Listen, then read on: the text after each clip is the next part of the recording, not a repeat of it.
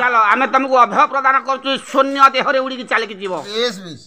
परी भरी हां शून्य देहरे उड़ी के जीवे पवन देवता गोटा झटका दियो से ऊपर बस जाई हां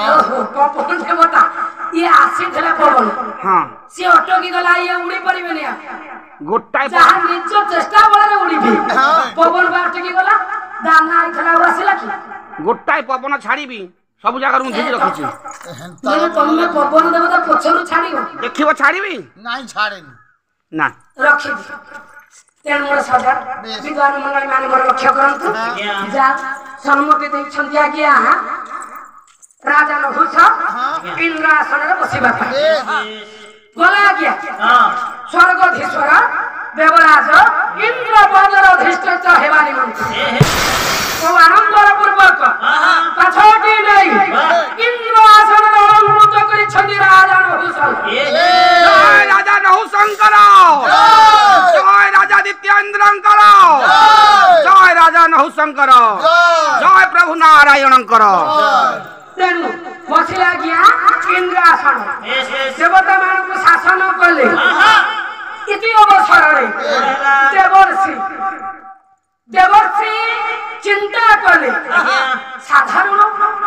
मध्यम जन मानव स्वर्ग लोक आसी देवता पदर अधिष्ठित असंभव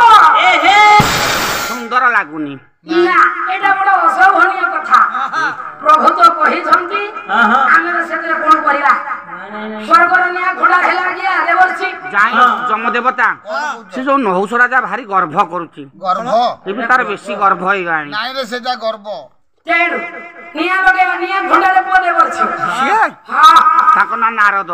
समस्त का ना से रज करि छन हां हां का ना रखिना हाथी संसार वो काहार पत्ता से रखिनाती ना तेणु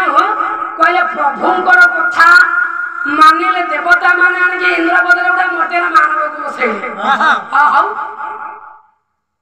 इंद्र आसन केमिति ताको विचारित करे विचार करे आगे देवर्षि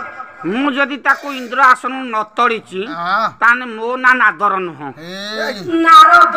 हां उलटा हे जाउछ स्वर्गर सांबादिक निया खुंटा टिके चंगीवा निया तमे संवाद देवता मानक दब नाही तेणु सही समय रे देवर्षि गला गया द्वितीय इंद्र जो हे छन राजा नहुष तांको पुरक कहले अच्छा राजा नहुष प्रणाम कले गया राजा नहुष काहे कि ना इंद्र बलर अधिष्ठित सी देवर्षि हां मोर प्रणाम घेन देवर्षि मोर भी प्रणाम घेन प्रणाम प्रणाम प्रणाम हेले काहे कि आसी लिखि गोडा बड़ कथा तुमको कहया पय आसी देवर्षि हमरी उपकार मो उपकार नारायण नारायण मोर उपकार हां देवर्षि मोर कोन उपकार करियो मु तो स्वर्ग जोगी मुनि ऋषि मानकर कोन अछि हां केवल अन्यर सहयोग अन्यर कल्याण अन्यर भविष्य ये सब संसार की भरी मंगल हो ताकर तो एही सब होची कार्य तेणु तमरी मंगल अर्थ आसी जदि आदेश